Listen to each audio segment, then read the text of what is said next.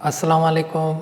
मुझो नालो अली असगर आहे। तव्हां मुझो YouTube channel math and math Sindhi ॾिसी रहिया आहियो। सब्सक्राइब करणु न विसारींदा। अहमद खे कुझु गुल हुआ। उन पहिरें हिक शख़्स खे अधु गुल ॾिनई ऐं अधु गुलनि मां अधु गुल ऐं प्लस हिकु गुल ॾिनई। बाक़ी कुझु गुल जेके गुल बचियसि उन्हनि मां ॿिए शख़्स खे अधु ॾिनई ऐं ॿ गुल ॿिया बि ॾिनई। जेके आख़िर में बचियसि गुल उन्हनि मां टे शख़्स खे अधु गुल बि ॾिनई ऐं टे गुल ॿिया बि ॾिनई। त ॿुधाए अहमद खे कुझु बि न बचियो। ॿुधायो त अहमद वटि शुरूआत में केतिरा गुल हुआ। हिन खे सिंपल तरीक़े सां सॉल्व कबो त अहमद खे 34 गुल हुआ। पहिरें शख़्स खे हिन अधु ऐं हिकु यानी 18 ॾिनई। हिन वटि बाक़ी बचा 16। ॿिए शख़्स खे हिन जो अधु ऐं ॿ यानी 10 ॾिनईसि। हिन वटि बाक़ी 6 बचा।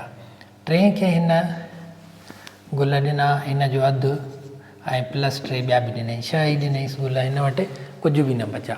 सिंपल तरीक़े सां ईअं सॉल्व थींदो। मैथमेटिकली हिन खे सॉल्व कयूं त फ़र्ज़ु कयो हिन वटि x गुल हुया। हिन अधु गुल ॾिना ऐं हिकु ॿियो बि गुल ॾिनई। माना हिन वटि ही गुल बचा। अधु बि ॾिनई ऐं हिकु बि ॾिनई। ॿिए शख़्स खे इन्हनि जो बचियलनि जो अधु बि ॾिनई, हिन बचियलनि जो अधु बि ॾिनई ऐं 2 गुल ॿिया बि ॾेई छॾियईं। त हिन वटि ही बचा। टे शख़्स खे इन जो अधु 1/2x -1 -2 ऐं 3 ॿिया बि ॾिनई। त हिन वटि 0 बचा।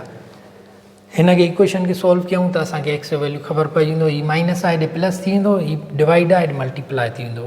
त ही थींदो 1/2x -1 -2। त ही 3 हेॾे थी विया प्लस ही डिवाइड में आहे, मल्टीप्लाई थींदो। त यानी 6 थी वेंदो। ही 1/2 हिते डिवाइड में आहे, हेॾे मल्टीप्लाई थींदो ऐं 2 नेगेटिव आहे, हेॾे पॉज़िटिव थी वेंदो। त बाक़ी छा बचो हेॾां लिखूं। हे थी वियो 6, ही +2 थी विया ऐं ही 1/2 डिवाइड में आहे, हेॾे मल्टीप्लाई थींदा। 1/2 बाक़ी बचियो ही 1/2x -1। ही थी वियो 8। 8 खे ॿिनि सां मल्टीप्लाई कयूं त थी वेंदो 16। ही -1 आहे, हेॾे +1 थी वेंदो।